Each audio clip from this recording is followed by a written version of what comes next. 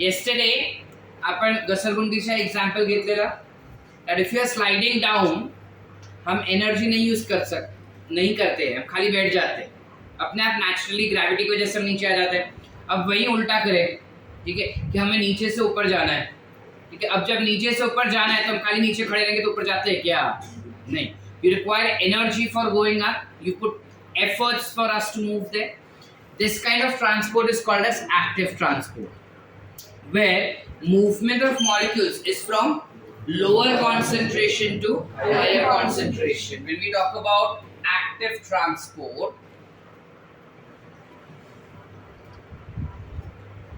जब हम active transport का बात करते हैं, it is nothing but movement of substances from lower concentration to higher concentration. अब कभी भी जब लोअर कॉन्सेंट्रेशन से हायर कॉन्सेंट्रेशन पे जाएंगे तो external force is required for doing that. You will always require an external force for doing that. Now when we are talking about external force within plants or within body, it basically is talking us about ATP. ठीक है, ATP को generate करने के लिए you will require a particular protein which is called as ATPase. So what happens is जब कभी भी कोई भी केमिकल, let's say ये हो गया हमारा सेल मेम्ब्रेन कुछ ऐसा, ठीक है, ये सेल मेम्ब्रेन का प्रोटीन हो गया विच इज एडीपेज।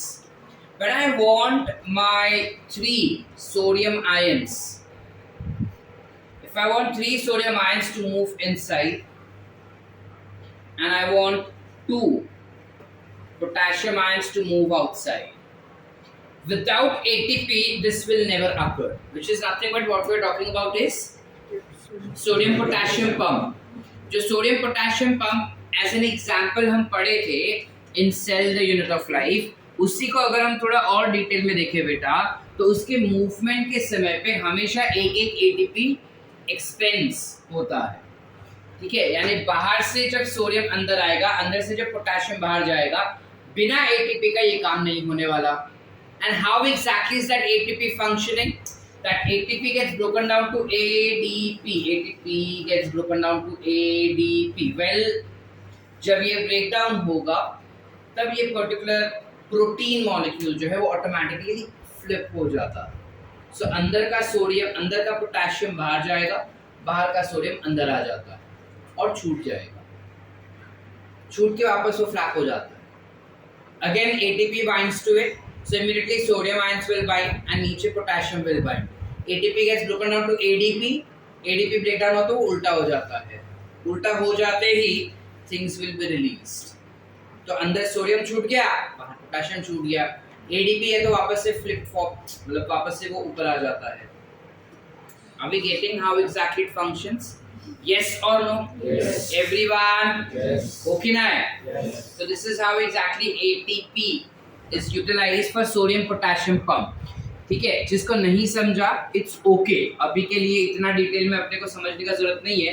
आगे there's one more chapter that Mubin sir would be starting up with you all, which is neural control and coordination, in which this concept is there in detail how exactly this happens, ठीक है। so तब तुमको ज्यादा clarity आएगा। अभी खाली समझने के लिए इतना याद रखो कि सोडियम पोटेशियम पंप के दौरान जब पोटेशियम बाहर जाता है, सोडियम अंदर आता है, तो उसके लिए एनर्जी का एक्सपेंस हो जाता है। या फिर अगर हम सिंपली याद रखें कि बाहर मेरे पास लेट्स से कैल्शियम आयन का कॉन्सेंट्रेशन बहुत कम है और अंदर मेरे पास कैल्शियम आयन का कॉन्सेंट्रेशन बहुत ज्यादा है, बाहर सबको सिर्फ 3 मॉलिक्यूल है कैल्शियम आयन के, अंदर मेरे पास 100 कैल्शियम आयंस प्रेजेंट है। So ideally calcium should move from this concentration to this, but then my cells need more calcium ions for bringing about certain activity. तो एक्सेसिव कैल्शियम तो बाहर से ही खींच कर लाना पड़ेगा। तो अभी जितना भी है वो मुझे सबका सब चाहिए। अगर मुझे सबका सब चाहिए तो एनर्जी का इस्तेमाल करके ये कैल्शियम जो है वो अंदर आ जाएगा। आप क्लियर बेटा? समझ पा रहे कि नहीं समझे? Are we clear? Yes. Everyone? Yes. So this kind of transport is classified to be as active transport where ATP is utilized. And active transport will also require carrier protein. So properties of carrier protein that we spoke yesterday is applicable here also. ठीक है, ऐसा नहीं कि सिर्फ हमने facilitated diffusion में जो पढ़ा वो सिर्फ उसी के लिए है, यहाँ पे भी यूटिलाइज हो जाता है। ठीक है, Going ahead, transport over longer distances proceeds through vascular system, which is xylem and phloem, and is called as translocation. Are we clear, beta? Now, इसमें नीट में अगर अपने को क्वेश्चन फ्रेम किया जा सकता है तो दो टाइप के क्वेश्चन, दो स्टेटमेंट्स अपने को मिल गए जो फ्रेम किए जा सकते हैं. पहली बात, लॉन्गर डिस्टेंस का ट्रांसपोर्ट कैसे होता है. सो लॉन्गर डिस्टेंस में ट्रांसपोर्ट जो रहेगा वो जाइलम और फ्लोएम के थ्रू होगा, जिसे हम कहेंगे ट्रांसलोकेशन. ठीक है. दूसरी बात, शॉर्टर डिस्टेंस, किधर गया किधर गया किधर गया किधर गया, हाँ, शॉर्टर डिस्टेंस में ट्रांसपोर्ट किस तरीके से होगा. सो शॉर्टर डिस्टेंस में ट्रांसपोर्ट करने के लिए you have cytoplasmic streaming, diffusion by cytoplasmic streaming, as well as active transfer. So this becomes two important statement for us to remember for NEET examination. ठीक है, as well as classes का test.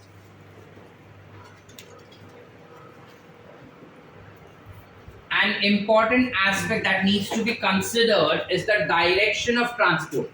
In rooted plants, transport in xylem is essentially unidirectional, that is from roots to stems. Organic and mineral nutrients, however, undergoes multidirectional transport, which is nothing but organic nutrients will be transported by phloem. So this we are talking about phloem transport, where the things are getting transported in the compounds that are synthesized in synthetic leaves are exported to all other parts of the plant, including storage organs, which is from the storage organs they are later re-exported. Meaning there might be a scenario where अगर जो nutrients, organic nutrients जो है वो transport किया गया है और transport करके flowers के पास दिया. flowers जब मर जाता है, fruit, हर flower fruit नहीं बनता ना. जास्वंदचं fruit आपण बघितलं नाहीये, गुलाबचं फूल आपण गुलाबचं fruit आपण बघितलं नाही ना. So in that case, उसके अंदर जितना भी फूड अगर स्टोर हुआ है, that will be retransported to the plants. Understood? ऐसा नहीं होता कि अगर फ्लावर टूट गया, बाहर गिर गया, नहीं. जब वो मरना शुरू करता है और अभी भी अगर वो प्लांट पर है तो वो काफी सारे न्यूट्रिएंट्स वापस से प्लांट्स को दे देता है, बिकॉज उसको पता है कि मैं मरने ही वाला हूँ. समझ पा रहे हैं? The mineral nutrients are taken up by roots and transported upwards into stem, leaves and growing region. When any plant part undergoes senescence, what do we mean by senescence? Omkar, what do we mean by senescence? कल ही किया आपने. Senescence is nothing but aging. याद रखना. किधर है कपड़ा, किधर है?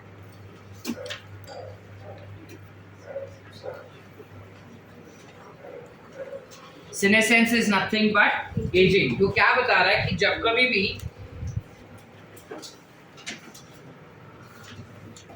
चीजों का ट्रांसपोर्ट होता है, whenever you have nutrients getting transported, it gets okay. When any plant part undergoes senescence, nutrients may be withdrawn from such regions and move to the growing parts. जो कोई भी एजिंग करता है, like for example अगर कोई एक leaf है, ठीक है, let's say ये हमारा एक प्लांट है, प्लांट के पास ये एक लीफ है और यहाँ पे एक छोटा सा नया लीफ बन रहा है. अब अगर ये लीफ मरने के करीब है, ठीक है, तो इन दैट केस इस लीफ के अंदर के न्यूट्रिएंट्स जो धीरे धीरे करके वापस से रीट्रांसपोर्ट किए जाएंगे and it will go to the part of plants which is growing right now, जो यंग है, जो ग्रो हो रहा है, जिसको जरूरत है, उसके पास वो न्यूट्रिएंट्स भेज दिया जाता है. जैसे कुछ हम भी कुछ वैसा ही करते हैं कि जब हमको पता है कि हम मरने वाले हैं तो हमारी जितनी भी प्रॉपर्टी रहती है वो उसके नाम कर देते हैं जो हमको पता है कि भाई इसको जरूरत है. ठीक है, अब तो वो नहीं करते, जो हमारा होता है उसी को दे देते हैं, भले उसको जरूरत हो या ना. ठीक है, so but then that's how plants tends to go. करते क्या है? Hormones or plant growth regulators and other chemical signals are also transported, though in very small amounts, sometimes in a restricted, polarized or unidirectional manner from where they are synthesized to the other parts of the plant, which is nothing but वो बता रहा है कि जब transport किया जाता है तो सिर्फ मिनरल्स का या सिर्फ ऑर्गेनिक न्यूट्रिएंट्स का या सिर्फ पानी का नहीं होता या सिर्फ फूड का नहीं होता, but then you have hormones also which gets transported. और हार्मोन्स का transport majority of the times polarised movement होता है. पोलराइज्ड यानी जनरली जब हम टर्म सुनते हैं ना कि पोलर मूवमेंट, तो with that it is talking about hydrophilic, not wrong, chemistry में अपने को यही पढ़ाया है कि हाइड्रोफिलिक मीनिंग पोलर, ठीक है, not wrong, but then here polarised meaning it is moving in one direction only, so it is a unidirectional movement. सारे हार्मोन्स का होता है क्या सर? सारे हार्मोन्स का नहीं, but most of the hormones का बात कर रहे हैं, ठीक है। Hence, in a flowering plant, there is a complex traffic of compounds moving in different directions, each organ receiving some of the other substances and going out some others. ठीक है, तो ये सारे complex transport हमको बता रहा है कि movement through phloem will be in multi direction. ठीक है, coming down next, which is to understand about the diffusion. Movement by diffusion is passive and maybe from one part of the cell to other part or from cell to cell or over short distances, say from the intercellular spaces of leaves to outside. ठीक है, यानी ये अगर leaf है और leaf के बीच का space है तो बता रहा है कि ये लीफ के बीच में जो भी न्यूट्रिएंट्स रहेगा वहां से न्यूट्रिएंट्स लीव्स के बाहर जा सकते हैं, which is what it is basically talking about transpiration. ठीक है, no energy expenditure takes place in this particular movement because it is a passive transport. In diffusion, molecules move in random fashion. Diffusion के समय पे molecules के movement का कोई specific direction नहीं होता, याद रखना, it's always in the random fashion. ठीक है, polarized, unpolarized, ये सारे terms हम यहाँ पे use नहीं करेंगे. The net result being substances moving from regions of higher concentration to the regions of lower concentration. Diffusion is slow process. It's a very slow process and is not dependent on a living system. Diffusion is not dependent on living system. म्हणजे काय? What do we understand with this particular term? Cells कौन से है, sales के अंदर क्या चीजें हैं, उससे उसे कोई फर्क नहीं पड़ता। जहां जिसका कंसंट्रेशन ज्यादा है, जहां जिसका कंसंट्रेशन कम है, it will move on its own, it does not have to depend when the cell will grow. समझ पा रहे हैं? जैसे काफी बार क्या होता है, केमिकल्स सेल्स के अंदर तब आते हैं जब वो सेल्स बताएंगे, ठीक है, या मूवमेंट ऑफ सब्सटेंसेस ऐसे होते हैं जब वो सेल्स या वो लिविंग सिस्टम बताएगा। यहाँ पे वो सिस्टम नहीं है, डिफ्यूजन जो है वो हो ही जाता है बाय डिफॉल्ट। मतलब अगर पानी मैंने यहाँ पे रखा हुआ है, अगर इस पानी को मैं ऐसे गिरा दूं तो पानी ये नहीं बोलेगा कि भाई नीचे वाला मेरे को बुलाएगा तो ही में जाएगा। It will by default grow, why? Because it is moving from higher concentration to lower concentration. समझे? Diffusion is very important to हाँ, diffusion is obvious in gases and liquids, but diffusion in solids rather than of solids is more likely. यही statement कल मैंने तुमको बताया था कि NCERT में एक स्टेटमेंट दिया है कि सॉलिड्स के अंदर चीजों का डिफ्यूजन होना काफी कॉमन है एज कंपेयर टू सॉलिड्स का किसी दूसरे में डिफ्यूजन होना। ठीक है, diffusion is very important to plants since it is only means for gaseous movement within the plant body. यानी कि जो कार्बन डाइऑक्साइड और ऑक्सीजन का एक्सचेंज हम रेस्पिरेशन और फोटोसिंथेसिस के द्वारा देखें, that always and always occurs by diffusion. वहां पे भी ये स्टेटमेंट था, यहाँ पे भी वो स्टेटमेंट दिया गया है। While we spoke about electron transport chain and also we spoke about chemiosmotic hypothesis, वहाँ पे ये टर्म अपने को यूज किया गया था that you have movement of substances is facilitated diffusion। याद आ रहा है? हाइड्रोजन का जो मूवमेंट है वो फैसिलिटेटेड डिफ्यूजन के द्वारा होता है। यहाँ पे वही चीज अपने को प्रूव करके दिखा रहा है, बट वो हमने हाइड्रोजन के बारे में बोला था। Here it is talking about gaseous exchange also. ठीक है, diffusion rates are affected by the gradient of concentration, the permeability of membrane separating them, temperature and pressure. What are the factors that affect rate of diffusion करके question frame किया जा सकता है। Select the odd one out. So as I said yesterday while explaining this entire content, कल मैंने बताया था तुमको कि इस चैप्टर में बहुत सारे स्टेटमेंट्स हैं, बहुत सारा इन्फो है। अगर मैं चाहूँ तो मैक्सिमम तुम्हारे नीट के मार्क्स इस चैप्टर से मैं खींच के लेके जा सकता हूँ, बिकॉज अगर हम नोटिस करें इतने ब्यूटीफुल क्वेश्चंस दूसरे किसी चैप्टर में नहीं बन रहे थे। हर एक लाइन, हर एक वर्ड, हर एक स्टेटमेंट से क्वेश्चन बना सकता हूँ। इसलिए इस चैप्टर को थोड़ा ढंग से सुकून में अच्छे से पढ़ के अभी साइड में रख देना है अपनी, और बाद में रिवाइज करते रहना है। चल, अब क्लियर आपके डिफ्यूजन पार्ट हियर। अब वो बता रहे हैं कि जरूरी नहीं है कि डिफ्यूजन इतना ही हो, काफी सारे ऐसे केमिकल्स होते हैं जो मेम्ब्रेन के द्वारा पास नहीं हो पाते। जब वो मेम्ब्रेन के द्वारा पास नहीं हो पाते तो you have to think for an alternative. Now what is the alternative? As pointed out earlier, a gradient must already be present at diffusion to occur. The diffusion rate depends on the size of substances. Diffusion rate will also depend on size of substances apart from all these. Membrane permeability, temperature, pressure, as well as size of substances will decide the rate of diffusion. Obviously, smaller substances will diffuse faster. The diffusion of any substance across a membrane also depends on its solubility in lipids, the major constituent of the membrane. So if the substance is soluble in lipid, they will diffuse through the membrane very fast. But if substance that have hydrophilic moiety यानी moiety मतलब क्या? Surface या molecule, ठीक है। अगर किसी भी chemical के पास हाइड्रोफिलिक सरफेस रहेगा, then we find it difficult to pass through the membrane. Their movement has to be facilitated. Membrane protein provides sites at which such molecules cross the membrane. They do not set up concentration gradient. They मतलब कौन बेटा? They मतलब membrane protein. Again an important statement for assertion. जो membrane के proteins होते हैं वो चीजों का ट्रांसपोर्ट जरूर करवाता है बेटा, लेकिन कॉन्सेंट्रेशन ग्रेडियंट सेट नहीं करता। वो समझ पा रहे हैं?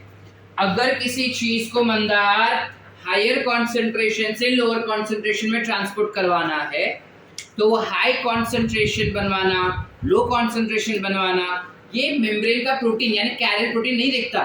कैरियर प्रोटीन का सिर्फ काम क्या है? चीजों को इधर से उधर फेंको बस।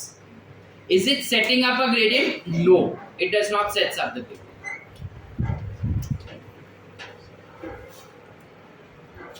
A concentration gradient must be already present for molecules to diffuse, even if facilitated by proteins. This process is called as facilitated diffusion. Are we clear बेटा? क्या हुआ बेटा?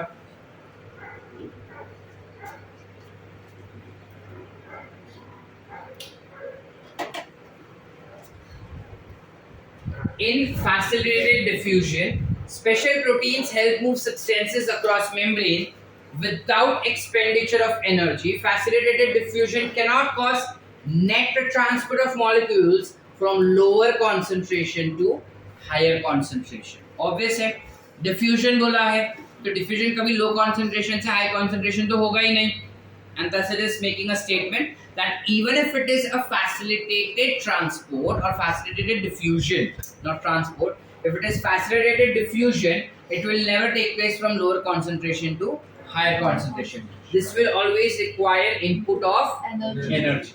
So transport rate reaches a maximum when all protein transporters are being utilized, meaning they get saturated. ये कल हमने बताया था already, ठीक है। Facilitated diffusion is very specific. Facilitated diffusion is very specific. It allows cells to select substances for uptake. It is sensitive to inhibitors which react with the protein side chains. ये भी हमने कल पढ़ लिया था। Sensitive to inhibitors म्हणजे काय? म्हणजे पता है, कल मैंने तुमको बताया, कल हमने पढ़ा ये एक चीज कि अगर GLUT4 है वो ग्लूकोज को ट्रांसपोर्ट करवाता है, अगर ग्लूकोज के जगह पे फ्रक्टोज को बाइंड हो गया तो फ्रक्टोज बिकम्स इट्स इनहिबिटर। तो एक बार वो उसको बाइंड हो गया, मेम्ब्रेन प्रोटीन का काम तमाम, अब वो काम नहीं कर सकता। समझे? That's what it is saying, that is very very sensitive to its inhibitor. which reacts with the protein side chains. What are protein side chains? किस चीज को हम प्रोटीन का साइड चेन कहते हैं?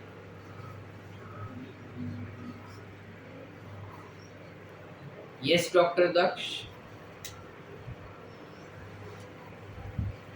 To what structure will we call that this is the side chain of proteins? ये काफी बारी हम पहले भी कर चुके हैं, ये टर्म पहले भी आ चुका है, प्रोटीन साइड चेन वाला. प्रोटीन का स्ट्रक्चर आता है, क्या होगा?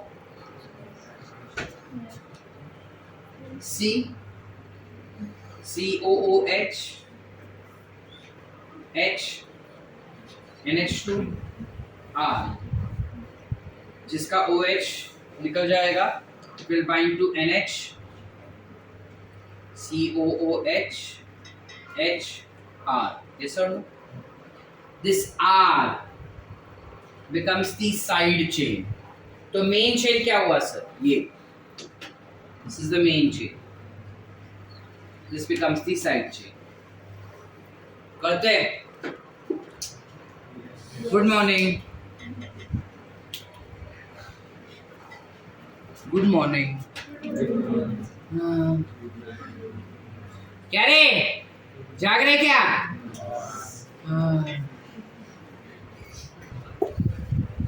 Are we clear up till here? The proteins form channel in membrane for molecules to pass through it. Some channels are always. अच्छा, channel क्या होता है? When we talk about protein channels, दो चीजें होती है. एक होता है protein tunnel, एक होता है protein channel. प्रोटीन चैनल्स जो होते हैं ना, वो छेद जैसा बनाते हैं, मतलब कुछ ऐसा बनाएंगे प्रोटीन चैनल, ऐसा कि भाई तो अंदर से जा सकता है. That becomes protein channel. Protein tunnel क्या होता है? Where it is actually providing a structure along with ATP requirement. ठीक है, बेसिक डिफरेंसेस बता देता हूं कि प्रोटीन टनल्स अगर टर्म यूज हुआ मतलब वो बात कर रहा है एक्टिव ट्रांसपोर्ट का. प्रोटीन चैनल्स बोला मतलब वो बात कर रहा है पैसिव ट्रांसपोर्ट. ठीक है, दोनों में डिफरेंस क्या है sir? Not much of the difference, but tunnels होता है जनरली वो फ्लिप फ्लॉप करने का काबिलियत रखता है. ठीक है, और वो एक ही प्रोटीन होता है जो बीच में छेद बना रहा है. समझ पा रहे? टनल जनरली एक ही प्रोटीन से बनता है, चैनल्स जो है वो मल्टीपल प्रोटीन से बनते हैं. So you have protein channels which help in passing of the membrane. Some channels are always open, others are always controlled. कुछ channels होते हैं जो हमेशा खुले ही रहते हैं. ठीक है, जिसे हम कहते हैं leaky channels. Leaky channels हमेशा खुले रहते हैं. These will help in your chemical coordination also. The next chapter that Mubin sir will start with you. ठीक है, leaky channels क्या होते हैं? वो हमेशा खुले रहते हैं.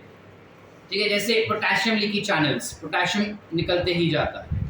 You have sodium leaky channel, sodium निकलते ही जाता है, या सोडियम अंदर आ सकता है, कुछ भी चीज. ठीक है,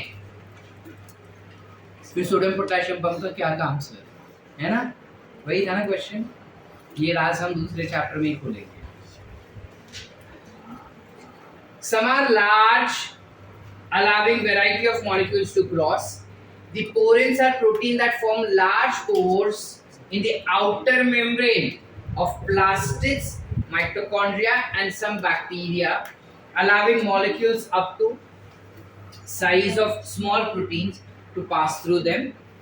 Whereas in figure it shows an extracellular molecule that is bound to a transport protein, and the transport protein then rotates and releases molecule inside a cell. Example, water channels made up of 8 different types of aquapores.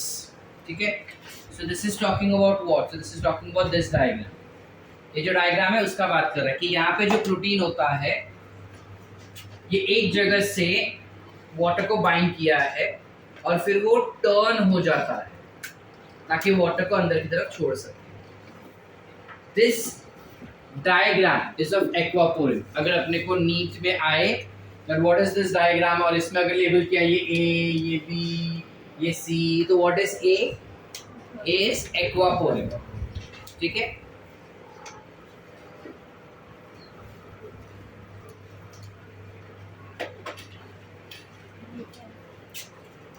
Next that we have is symport antiport transport. Some carrier or transport proteins allow diffusion only if two types of molecules move together. In a symport, both molecules move across, both molecules across the membrane in the same direction.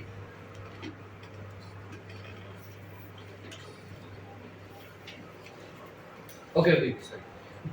In symport, both the molecules will cross membrane in the same direction, whereas in antiport, they move in the opposite direction. And when you have a single molecule that moves across a membrane independent of other molecules, this process is called as uniport. ठीक है, active transport के बारे में क्या बताया यहाँ पे अपने को? Active transport uses energy to transport and pump molecules against the concentration gradient. Against the concentration gradient म्हणजे काय? देखो काफी सारे टर्म्स यूज होते हैं इस चीज के लिए. इसे हम कह सकते हैं अप हिल ट्रांसपोर्ट, बिकॉज घसरगुंडी है ना, वरती चढ़ता है आपण, सो it is up hill transport. या फिर अगेंस्ट concentration gradient. ठीक है, uphill transport, against concentration gradient, active transport, ये सारे अलग अलग टर्म्स है. Energy utilizing transport, these are different terms that helps in understanding about what exactly is active transport. Hence, different proteins in the membrane play a major role in both active as well as passive transport. Pumps are proteins that use energy to carry substances across the cell membrane. These pumps can transport substances from a lower concentration to a higher concentration, that is uphill transport. Transport rate reaches a maximum when all protein transporters are being used or are saturated. Like enzymes, the carrier protein is very specific in what it carries across the membrane. These proteins are sensitive to inhibitors that react with the side chains.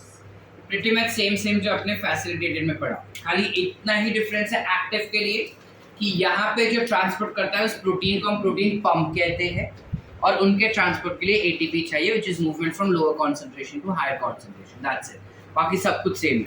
ठीक है, नीचे अपने को एक table दिया गया है.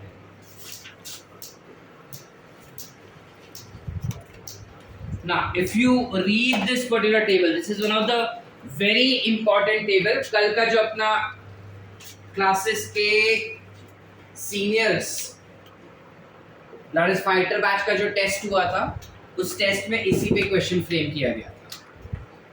ठीक है. Now, what is this table explaining us? This table gives us a comparative explanation कि normal diffusion क्या होता है, facilitated diffusion क्या होता है, और active transport में क्या होता है. ठीक है. सो आइडियली यहाँ पे अपने को एनसीईआरटी ने लिख के दिया है facilitated transport, but we are considering this to be as facilitated diffusion.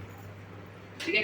So first requires special membrane protein. Simple diffusion को मेम्ब्रेन प्रोटीन्स नहीं चाहिए, बाकी दोनों को चाहिए. हाईली सिलेक्टिव कि क्या ट्रांसपोर्ट होगा. सिंपल डिफ्यूजन में तो कुछ भी ट्रांसपोर्ट होता है ना बेटा. फैसिलिटेटेड में प्रोटीन इज हाईली सिलेक्टिव. अगर GLUT4 है तो ग्लूकोज को ही ट्रांसपोर्ट करवाएगा और किसी को नहीं.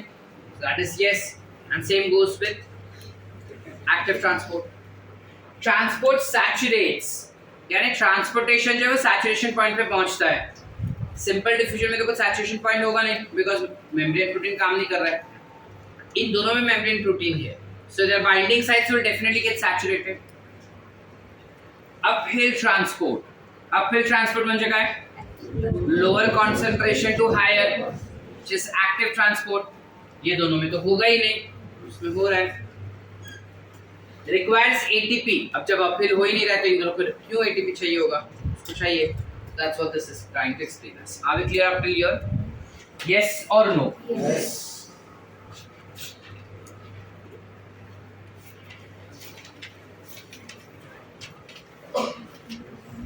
Next, we also studied and spoke about imbibition.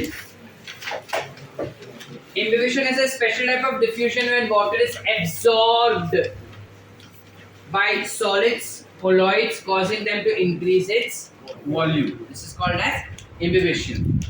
The classical example of imbibition are absorption of water by seeds and dry wood.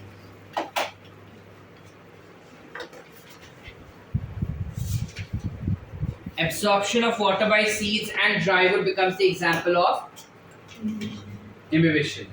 The pressure that is produced by swelling of wood had been used by prehistoric man to split rocks and boulders. Boulders are nothing but bade patthar.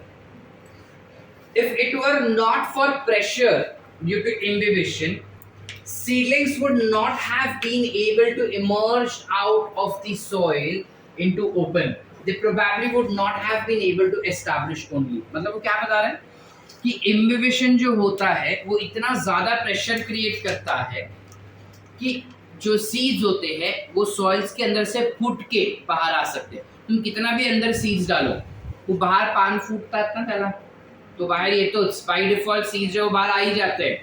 तो वो seeds बाहर कैसे आ जाते हैं और क्यों आ जाते हैं? Because of imbibition. Again one of the statement that could be framed from here. Imbibition is also diffusion since water movement is along the concentration gradient. Imbibition is an example of diffusion, whether statement is true or false. Okay? So imbibition is definitely an example of diffusion since the water movement is along the concentration gradient. Also becomes its explanation. The seed and other such materials have almost no water. Hence, they absorb water very easily. Water potential gradient between the absorbent and the liquid imbibe is essential for imbibition. इस statement का क्या मतलब हुआ? इस statement का मतलब वो ये बता रहा है कि अगर लकड़े को wood absorb करना है तो लकड़ा becomes an imbibant.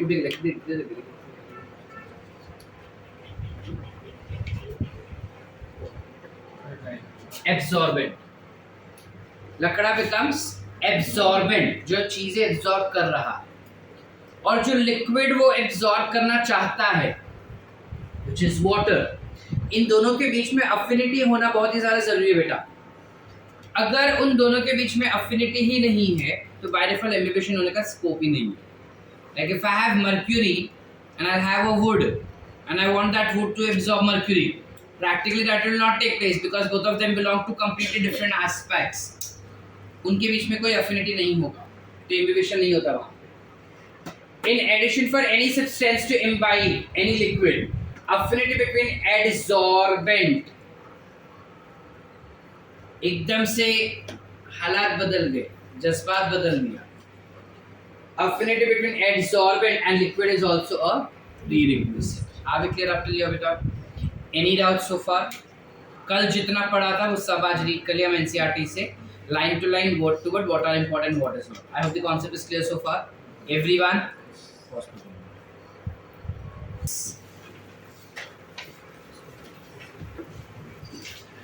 ठीक है, we talk about something called as osmosis. What is osmosis? ये भी बचपन में पढ़ चुके, चालू है, ये भी हम बचपन में पढ़ चुके. क्या होता है? Movement of water from, you have movement of water from, एक term ऐड करेंगे, its higher concentration to lower concentration. ठीक है? From its own higher concentration to lower concentration. या फिर I can also say it as movement of water from lower concentration to higher concentration from a system of lower concentration to higher concentration, which is separated by selectively permeable membrane, semi permeable या selectively permeable membrane. समझ पा रहे? अब ये क्या बोल दिया sir, क्या हो गया ये? चलो एग्जाम्पल के साथ देखते हैं कि ये क्या बोल दिया। इससे मेरे पास दो सिस्टम है, I have two system, system A and system B. ठीक है, दोनों में पानी मैंने उतना ही भरा है, सेम अमाउंट ऑफ वाटर। इसके अंदर मैंने डाल दिया सॉल्यूट।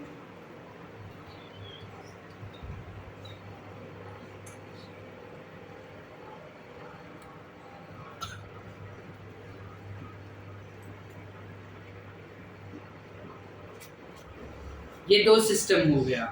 ठीक है, now do we understand by concentrated solution? Yes और no? Very firstly Pratiksha, solution म्हणजे काय बेटा?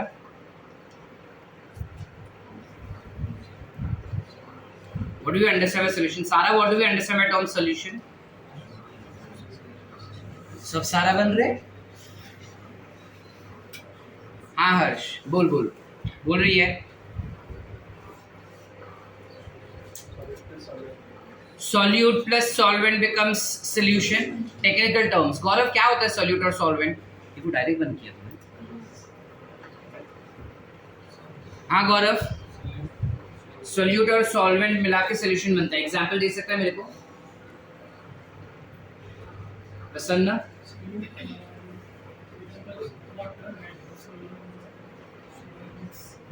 उल्टा जुईली,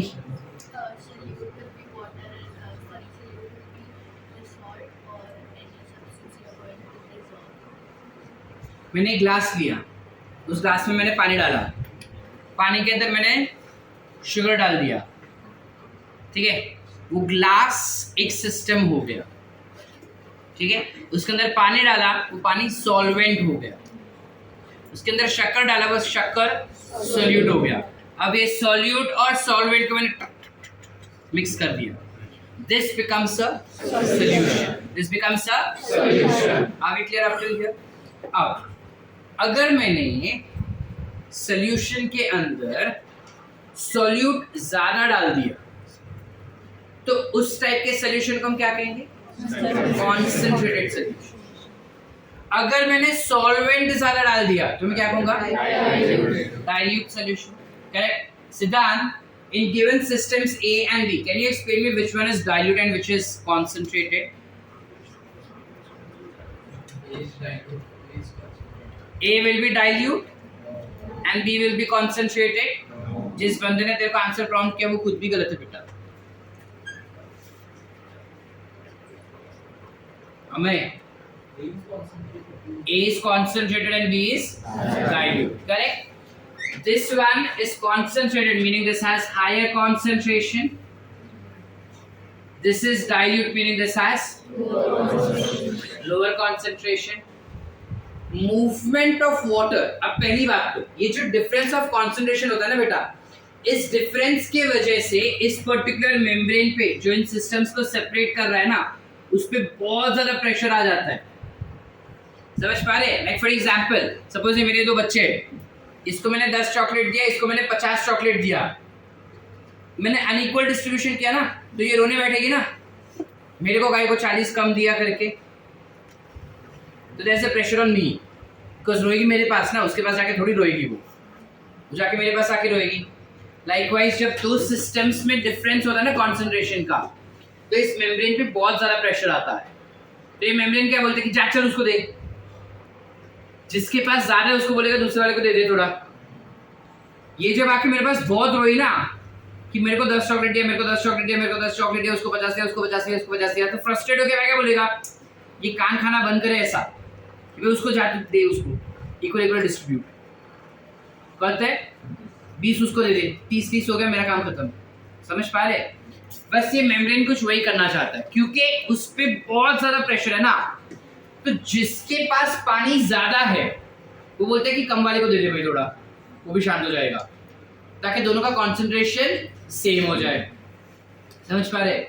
अब इसमें गौरव मेरे को पूछता है कि सर उल्टा भी तो हो सकता है, अब पानी को मत बेचो, आप आयंस को बोलना उस तरफ ट्रांसफर होने के लिए, वो भी तो हो सकता है। करेक्ट, वो भी हो सकता है, बट जहां तक हम ऑस्मोसिस का बात करते हैं, movement is always easier for water as compare to solute ions, and that's why you always have movement of water taken place and not the solute. I repeat back again. यहाँ पे solute का भी movement हो सकता था। Sir आप solvent का ही movement क्यों कर रहे हैं? तो solvent का movement इसलिए कर रहे हैं because पानी का movement आसान है, तो जो चीजें आसान होगी वही मैं करेगा ना, डिफिकल्ट वाले में क्यों मैं दिमाग फोड़ी करूँ? इस वजह से your the movement will always be for water molecules. Are we clear and not of solute? Did we understand the concept? Everyone? अच्छा, ये जब मूवमेंट हो रहा है पानी का, ठीक है, it is moving from what to what concentration? खुद का, ये टर्म याद रखना, उसका खुद का, पानी का खुद का हायर कॉन्सेंट्रेशन से लोअर कॉन्सेंट्रेशन पे जा रहा है, तो पानी खुद कहाँ पे ज्यादा है? बी में, ए में कम है, so movement will be from B to A, movement will be from B to A, which I can also state is from lower concentration to higher concentration of solution. And water का खुद का its own higher concentration to lower concentration. कहते सिद्धि नहीं समझा? कौन सा गया? श्रुति second वाला स्टेटमेंट कौन सा बोला मैं? ये सोल्यूशन है पूरा, डाइल्यूट है, सो पानी इधर से इधर जा रहा है, which is from lower concentration of solution to higher concentrated solution. Yes or no? या फिर I can also state कि पानी जो है उसका खुद का high concentration से low concentration पे जा रहा है, बात तो सेम ही हुआ। नहीं समझे सारा? नहीं समझी? नहीं समझी?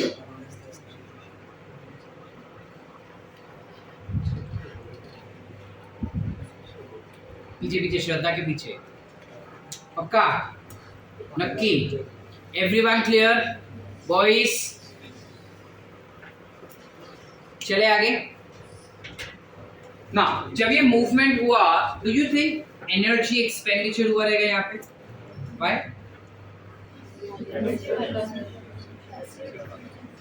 क्यों passive? Of course energy use नहीं हुआ, मतलब वो पैसिव ट्रांसपोर्ट है। हम आस्किंग व्हाई नहीं हुआ?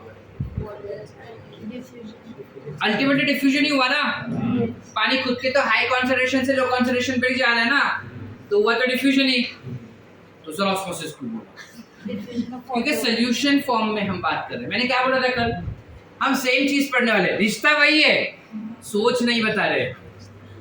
अभी भी पढ़ते हम डिफ्यूजन ही रहे, लेकिन क्योंकि हम एक इंडिविजुअल सब्सटेंस का बात नहीं कर रहे बेटा, पूरे सॉल्यूशन का बात कर रहे हैं, और जब पूरा सॉल्यूशन का बात करेंगे तो by default that becomes osmosis. Understood?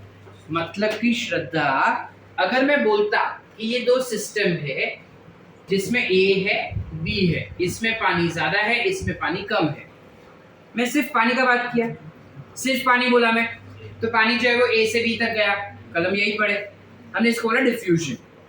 अब मैंने क्या किया, इसके अंदर डाल दिया सॉल्यूट। जब मैंने इसमें सॉल्यूट डाल दिया ना बेटा, ऑटोमेटिकली चीजें सेम होंगी, लेकिन अब मैं उसको नाम दे दूंगा ऑस्मोसिस। समझे? क्या आंसर? एवरीवन, एवरीवन, रुद्रराज कहते एवरीवन, मेरे को आज ही दिखा, कर एब्सेंट था, इधर कोपरे में बैठा। Sort, any doubts? अब इस हिसाब से यहाँ पर अगर हम ध्यान से देखें, मैंने क्या बताया स्टेटमेंट आपको? पहली बात, ए और बी इसमें कॉन्सेंट्रेशन डिफरेंस है, तो कॉन्सेंट्रेशन डिफरेंस ने प्रेशर क्रिएट किया, और इस प्रेशर की वजह से मूवमेंट हुआ। यस और नो? सो उस प्रेशर का नाम क्या हो जाएगा? स्मार्ट हो गए हम। सो ऑस्मोटिक प्रेशर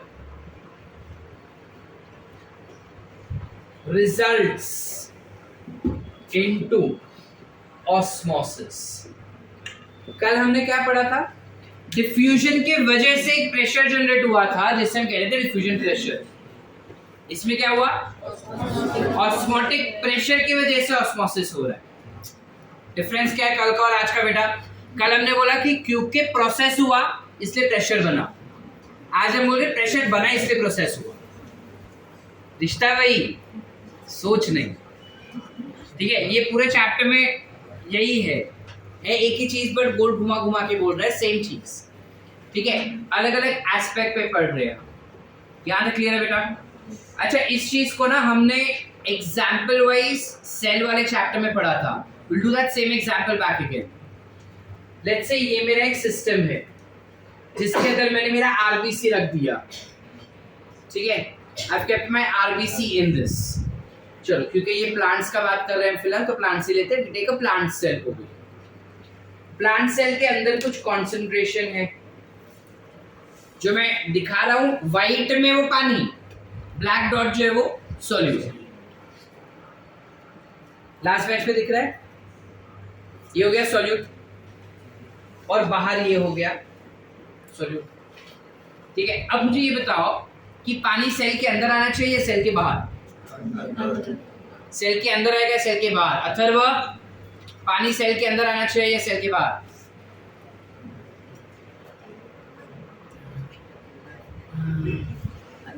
अंदर आना चाहिए, पक्की बात?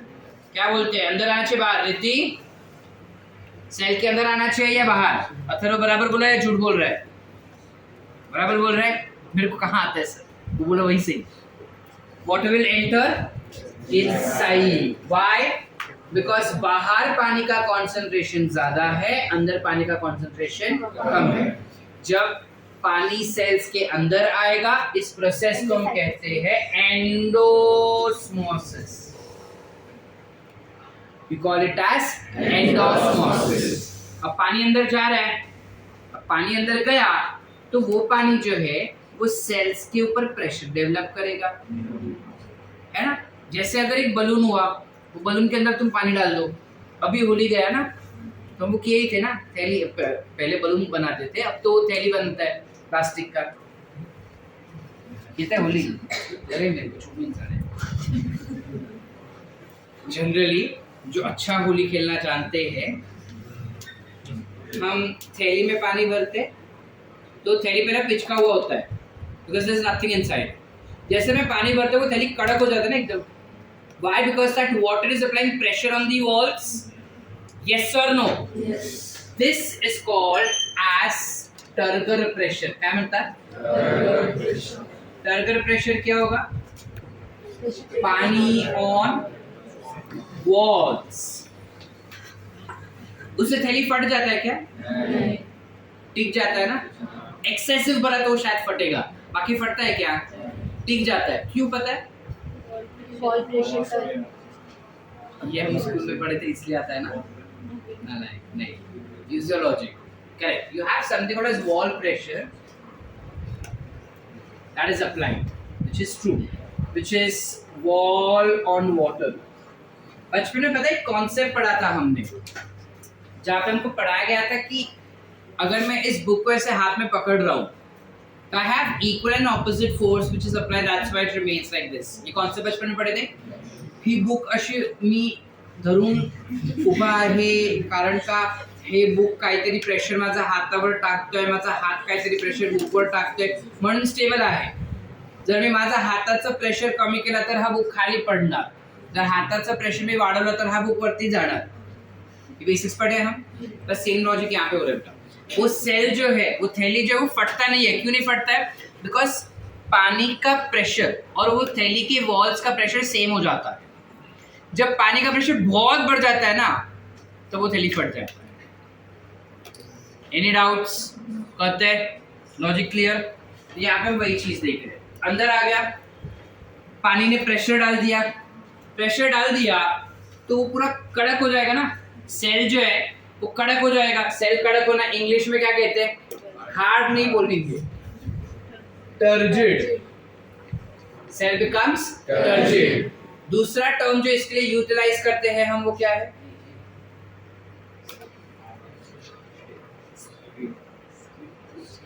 स्टिफ। नहीं, क्या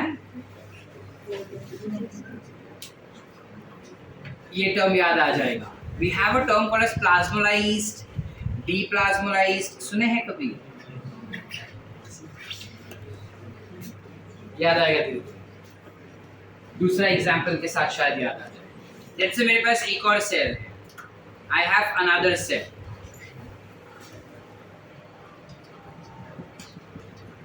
मैंने इस वाले ही सेल को अब ऐसे सॉल्यूशन में डाल दिया है जहां पे उसका खुद का सॉल्यूट कॉन्सेंट्रेशन कम हो जाएगा, बाहर बढ़ जाता है. ठीक है. प्रतीक्षा, पानी किधर से किधर जाएगा? अंदर से बाहर जाएगा. व्हाई? बिकॉज कॉन्सेंट्रेशन बाहर ज्यादा है, अंदर करेक्ट. सॉल्यूशन का दिस इज कॉल्ड एज एक्सॉस्मोसिस. काय म्हणतात त्याला आपण? अब सेल जब बाहर चला गया तो सेल जो क्या हो जाएगा? सिकुड़ जाएगा. So this will shrink, which is called as plasmolized cell. और जब वापस पानी अंदर भर जाता है तो उसे हम कहते हैं deplasmolized. अब क्लियर बेटा एवरीवन? अब मैंने एक और सेल लिया. Is it visible to last bench? एक और सेल लिया मैंने. इस सेल के अंदर मैंने कुछ सॉल्यूट डाले, बाहर भी मैंने कुछ सॉल्यूट डाला. किसमें ज्यादा किसमें कम है? सेम है दोनों में. ऑस्मोसिस होगा क्या? दोनों को 10-10 चॉकलेट दिया ना तो कोई नहीं रो रहा है. रांची बोली मैं खुश है. तुमने मेरे को भी 10 दिया तो उसको भी 10 ही दिया. So there is no osmosis. इस कंडीशन में सेल का जो मेम्ब्रेन है वो सेल वॉल के साथ जस्ट चिपका हुआ है. समझ पा रहे? प्लांट सेल्स कैसे होते बेटा? यू हैव सेल वॉल और उसके अंदर सेल मेम्ब्रेन होता है. तो जब हमने बोला ना कि सेल जो पूरी तरह से श्रिंक हो गया, श्रिंक हो जाने का मतलब कि वो कुछ ऐसा हो गया. उसका साइटोप्लाज्म जो है वो श्रिंक होता है. सेल वॉल हिलेगा नहीं, कड़क होता है ना cell wall. Secondary cell wall anatomy hard होता है. तो सिर्फ प्लाज्मोलिसिस हुआ है, यानी प्लाज्मा जो है वो श्रिंक हो गया और कुछ नहीं. ठीक है.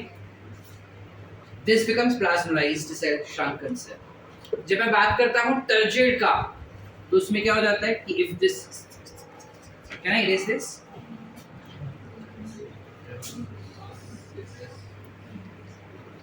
अगर ये सेल है, टर्जिड बोला ना तो वो एकदम ऐसा चिपक खड़ा है.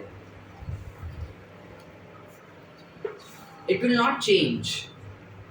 ये नहीं कि टर्जिड बोला तो सेल वॉल को भी फाड़ के चीर के मोटा हो जाएगा. It's there. और फ्लैसिड, ये वाले स्ट्रक्चर को जहाँ पे कोई चेंजेस नहीं है उसे हम कहते हैं फ्लैसिड सेल्स. देखो आइडियली अगर तुम गूगल सर्च करके ना, फ्लैसिड का मतलब होता है श्रिंक होना. ठीक है. Ideally flaccid meaning which is getting shrunken, but our NCERT says flaccid मतलब नॉर्मल कंडीशन जहाँ पे सेल्स पूरी तरह से श्रिंक नहीं होता. ठीक है. तो फ्लैसिड यानी क्या हो जाएगा यहाँ पे? This is turgid. फ्लैसिड कुछ ये हो जाएगा. This is flaccid. जहाँ पे सेल्स shrunken भी नहीं है, टर्जिड भी नहीं. आगे क्लियर बेटा? Did you understand the concept? Will my cell ever lyse? Question is, क्या कभी भी अगर मैं बहुत ज्यादा पानी डाल दूं सेल्स के अंदर, प्लांट सेल्स के अंदर, तो क्या वो प्लांट सेल्स फटेगा? Sir never. Why? Cell wall उसको बचा के रखता है, कभी नहीं फटने देगा उसको. समझ पा रहे? मैं इधर अंदर कितने भी इंसान भर दूं, कितना भी इंसान धक्का मुक्की करे, ये वो करे, मैं ऐसे डालते जा रहा हूँ, वो इस वॉल पे प्रेशर कितना भी चाहे डाले, ये दीवार टूटेगा क्या? कुछ वही चीज है. अब क्लियर? आपके clear? Everyone, did you understood this concept? Yes or no? Yes. So what we spoke over here is we spoke about turgor pressure and wall pressure. We spoke what osmosis is. We gave example of osmosis, how the movements are taken place. दो different definition देखे हमने क्या है, and हमने अलग अलग terms भी देखे which is endosmosis, exosmosis, turgid, deplasmalized, plasmalized and flaccid cells. Are we clear up till here? Once again revision या समझा सब पक्का? Everyone नक्की लिखे इतना पहले quickly explain करके लिखना for people who find things are very confusing. अच्छे से आराम से सुकून में explain करके लिखो चीज़.